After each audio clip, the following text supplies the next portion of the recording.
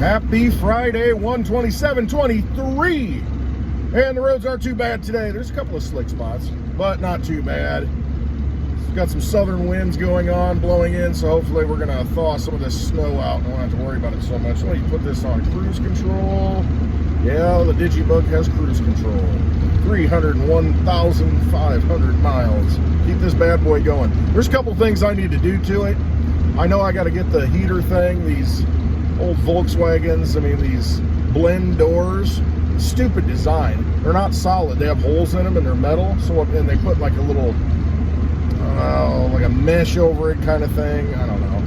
And then it eventually deteriorates, blows through the vents. You can see it. And then the heat and the cold air mix, and it doesn't work right. The heater's working. It doesn't blend correctly. But anyway, you got to take the whole dash apart, put some like duct tape, I mean the metal duct tape on it, and then put it back together, and then it works because it covers the holes so the airflow can't go through. They should have been solid doors, but no, they had to put holes in them. So they, anyway, here's what it is. So that needs to be fixed. I think I need to take the EGR valve off and the manifold off even. I don't want to do that. I'll take the EGR off, look at it. I'll put a new one on. It's not that expensive. Clean the old one, have that as a spare if it's still good, but I think it's probably got a bunch of carbon deposits in it. Been watching videos on it, and I mean, it's like a clogged artery. I mean, this thing, it's got like that much to get through, and it's supposed to be that big, and all this black carbon builds up. So with this diesel, I mean, it's probably never been done, so I probably need to take that apart and have more power back for the turbo. Anyway, enough of that. It is Friday, happy hour today at 4 p.m. Central Time on Litecoin Lisa's YouTube channel. Go check it out, 4 p.m. Central Time. Search for Litecoin Lisa, and you will see it. I don't know, she's not drinking today. It's happy hour. I'll be in the bar. I got to make a decision. Am I going to drink or not? You know, or should I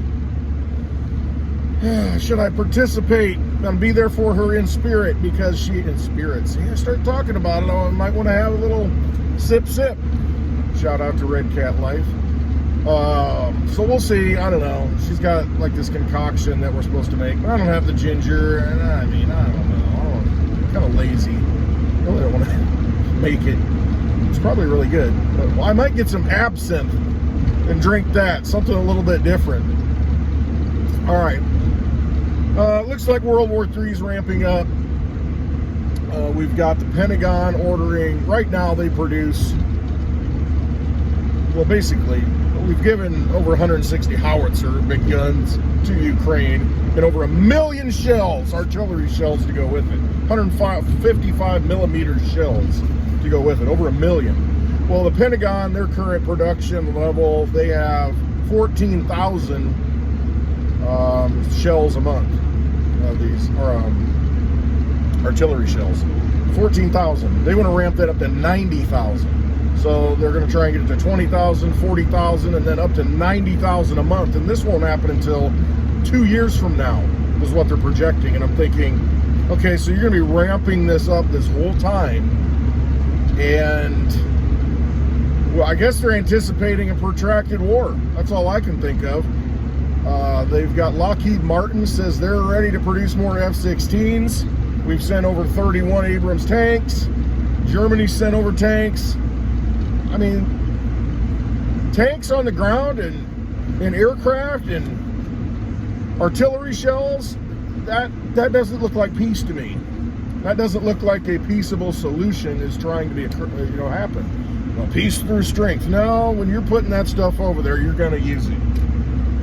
And we find out that there was like something like 85, I don't know if these numbers are right, it sounded a little ridiculous to me, but 85 billion, let me turn this fan down, 85 billion artillery shells, 85 billion in military equipment that we left in Afghanistan. Somebody should fact check me on that. I mean, I was just listening to a radio show and that's what they were talking about, and I'm thinking 85 billion with a B? That's a lot of equipment. And so where's that going? The rumor is maybe Russia's negotiating to get some of that equipment, and I'm thinking, okay, that's perfect. Both sides of the war, as usual. Hey, let's arm one side, and then we'll arm the other side, and we'll continue to make arms to make money. It's the same old song and dance, and they want to do it in Ukraine right now. That's what they're doing. They're trying to ramp it up and just create this war that then hopefully will escalate in their minds to where, oh, let's get all of Europe involved. Let's get NATO going in. So we've got all the countries participating.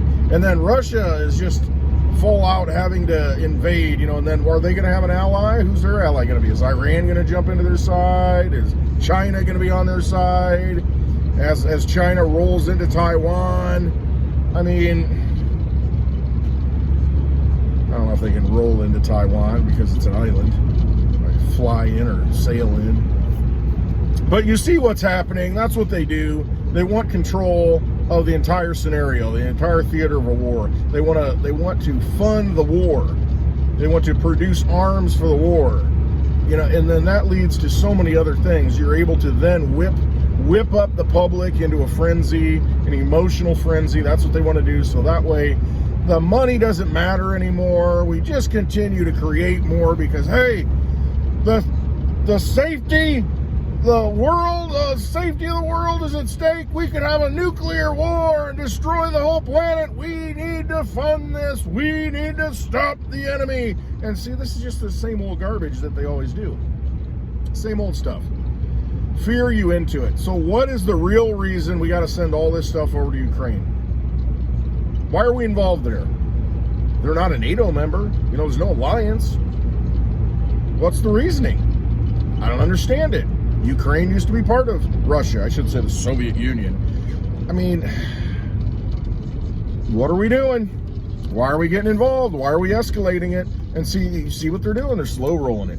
We're not going to, just going to send them some, a little bit here, a little bit there. And then they continue it. So, once again, your money, your energy being sucked out of you and sent away. And the more I think about it, the more I kind of like the sales tax idea, the flat sales tax, eliminating the IRS. And it looks like the Social Security taxes will be eliminated too, payroll taxes. I mean, if I can take home all the money that's not taken out of my check, and I can choose what to spend my money on, because that's what it would do. It would give you the opportunity to spend your money on what you want, because if you're taxed on sales, you don't have to buy anything. So in other words, if I keep the DigiByte running, I don't have to go out and buy a new car and pay 23% more for it. Plus local tax, it'll be like 30%. And I have that choice. I would rather have the choice. Right now, I have no choice. I mean, yeah, people can say, well, you're a sovereign individual. You go through this, a straw man, all. But you're still dealing with the mafia. They are still going to strong arm you and take everything from you if you say, well, I'm not paying it. It's voluntary. Okay. There are people in prison for that. And I'm not saying that,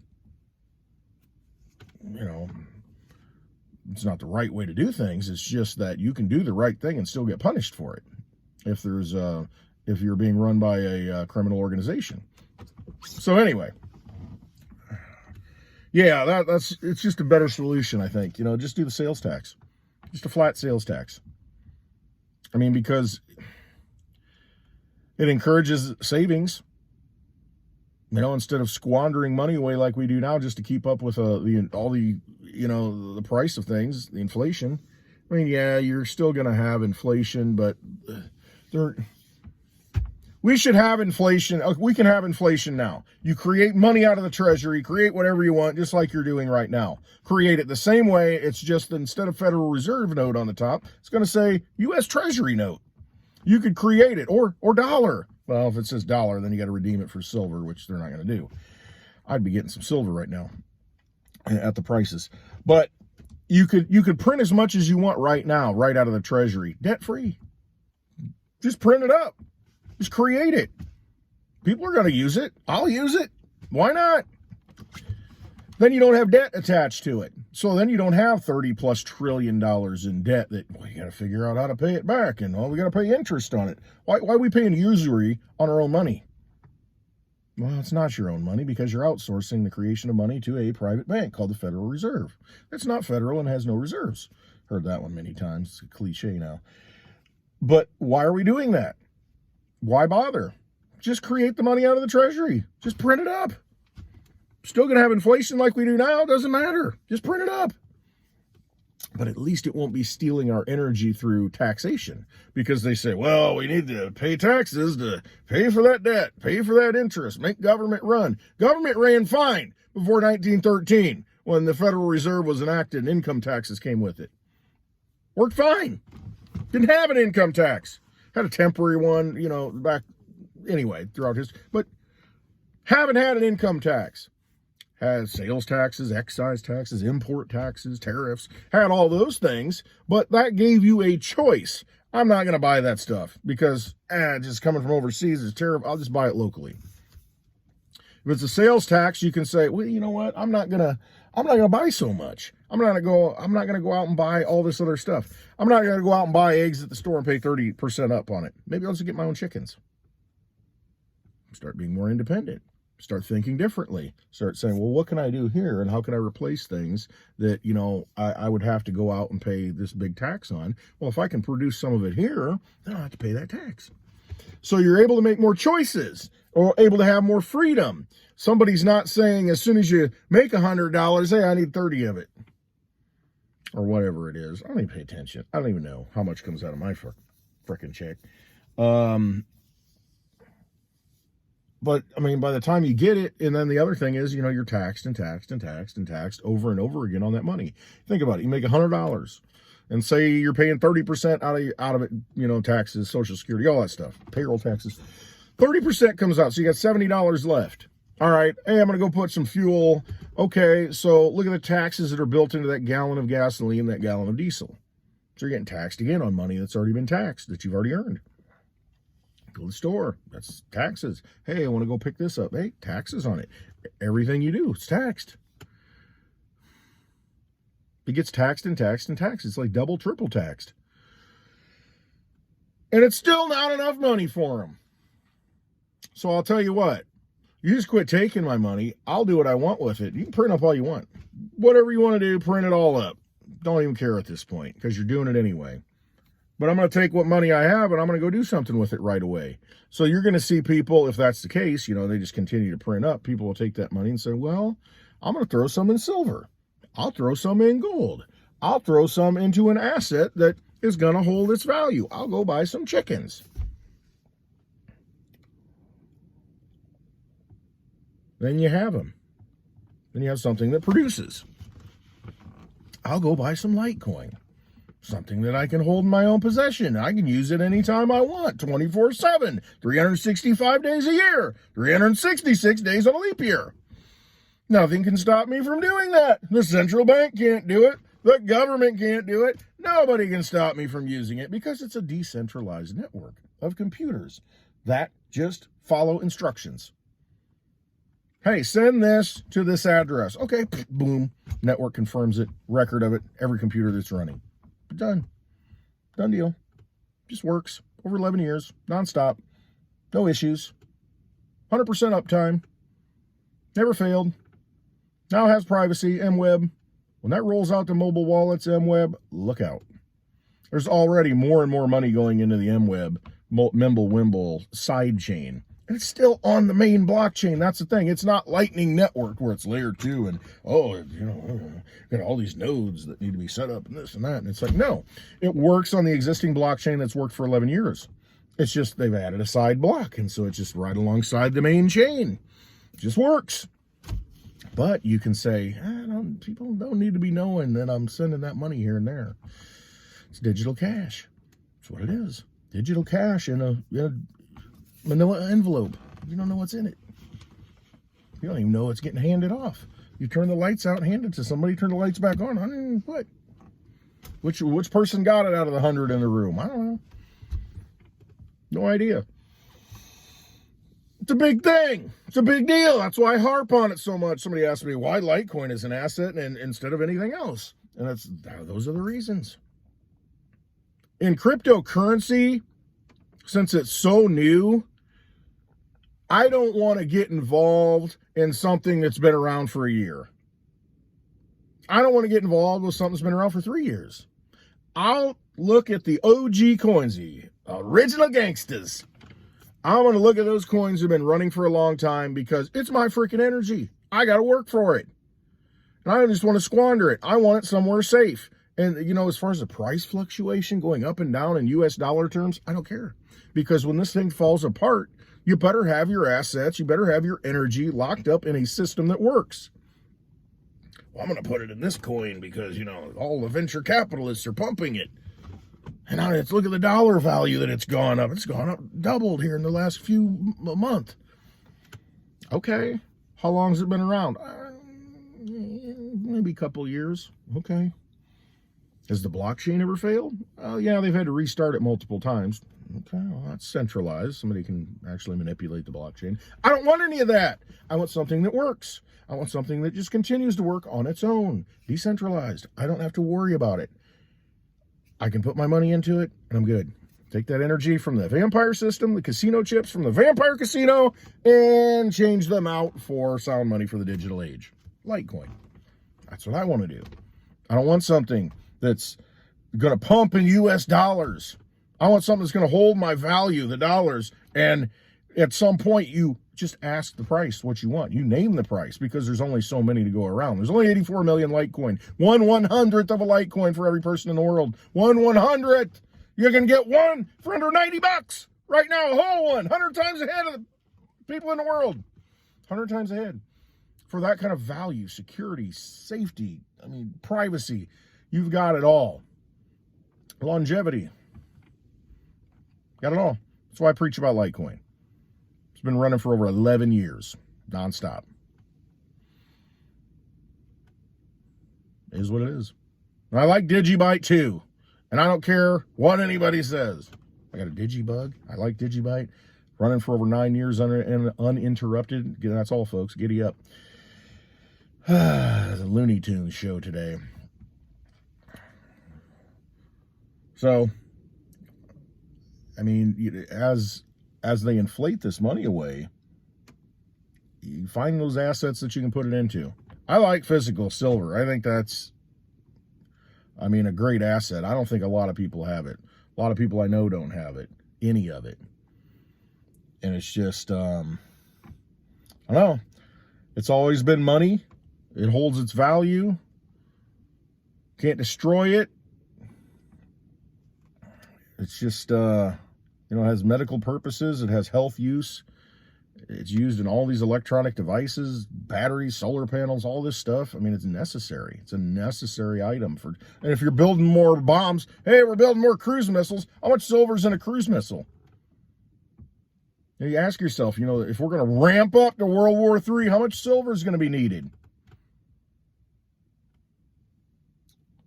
Just something to think about. And if you can get it for, I guess it's going to cost you like $30. Well, actually, the premiums have come down a little bit. It's actually a pretty good buy right now as far as premiums.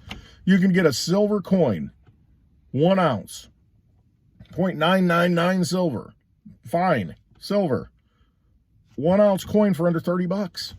You can go to some of these online dealers, and some of them you can pay with crypto. So if you're like, I just don't feel good, holding too much crypto, I really want to get some physical assets in my hand, I want to get some silver, you can buy it with crypto. I know you, with appmex.com, jmbullion.com, you can pay with crypto. Order your silver and pay with crypto. It's a no-brainer. It just is a no-brainer. So, as we go into World War III, start thinking, how do I need to prepare? What am I going to need? What do I need to have? I'm not warmongering, but I'm just looking at what they're doing. And you see it, it's so freaking blatantly obvious. It's the same old stuff. They do the same thing. I don't care what side of the aisle it is, it's the same thing. And they'll ramp it up the more heat that comes on them for scandals and classified documents, top secret documents, and laptops. All this stuff, as it ramps up, so does the war. Because they know they're in trouble. They know they've basically screwed the world. You look at what's come out with the Pfizer stuff. Senate's calling for an investigation. Pfizer, were you involved in gain-of-function research? Well, guess we're going to find out. And then you start looking at other pharmaceutical companies. Then you think, okay, well, who's pushing all this stuff? Well, who funded these things into existence during this whole scamdemic? Was the government buying a lot of these vaccines? And were they acting like you had to take it and kind of mandating it somewhat, but not really? Because ultimately they wanted you to make the decision, even though you felt like you didn't have a decision. They kind of forced you into thinking that you had to do it, or you'd lose your job, lose your lifestyle. They shunned you. They said, you're not doing your part. You're not looking out for the welfare of society. You're going to kill people. You need to take it. And now look at them. Every day somebody's dropping dead. Quit listening to vampires. So sick of it. People better start waking up. Better start waking up. All they do is lie. Here's a good rule to live by. If the government's telling you to do something, you probably should do the opposite. Probably. Mainstream news. Look at the commercials on the mainstream news. Look at all the commercials. Go watch the nightly news on the big channels, CBS, ABC, NBC. Go watch the nightly news, the national news, and then watch the commercials. And take note. Do that for a week. Take note. Take a little notepad. Write down all the advertisers. And then go back and look at it after a week. And then you think, okay, these are the people actually paying that network, making that network exist, the advertisers. So do you really think those parrots, those mockingbirds that are reading a teleprompter are going to say something negative about that list that you made, those people on that list, those companies? You really think they're going to, put some negative information out there about them? Think they're going to cover it? Nope, not going to cover it. Don't see them covering anything about what Project Veritas blew up and leaked out. You don't see them talking about it at all. They're not going to. What do they do instead on social media? They disable comments. Pfizer does this. Disabled comments so you can't comment on their tweets because they know the backlash they're going to get. Let's just ignore the questions. Just like Burla, whatever his name is, the CEO that was over in Davos, and the reporters are trying to ask him questions. He's like, no, I'm not going to talk. He just shuts up. That's what they do. No, we're just going to ignore it. And then when we get in our echo chamber and we give our speeches with all the cameras that, for all the people we pay because of advertising, we've got them on our payroll. When they get in front of them, then they give their spiel and they talk all their crap and act like nothing's wrong. It's 100% effective. It's great. No problems. Okay. And then you got the FDA coming out, issuing a report saying that, you might have some severe side effects if you take both the COVID vaccine and the flu shot. But we recommend it. It's for the greater good. If it saves just one person's life, just one person, then it was all worth it. But we've killed thousands in the process, but we saved one person. Trust yourselves. Quit listening to them. It's such a theater at this point. I'm at that level, and so many people are at that level where we look at it and we're like, this is so obvious what's happening. So obvious, the script. Here we go. Here we go again. Start a war. What did Gerald Celente say? What's he usually say? He says, when all else fails, they take you to war or something like that. Oh, boy. It's ridiculous. So, boots on the ground, everybody out there, at some point you're going to be faced with the decision, hey, do I go into this war and follow orders, knowing that it's wrong?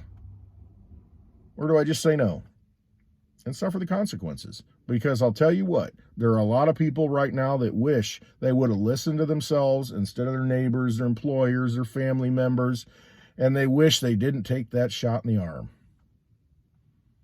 And if they had it to do again, they wouldn't have done it. Don't put yourself in that position where you live a life of regret.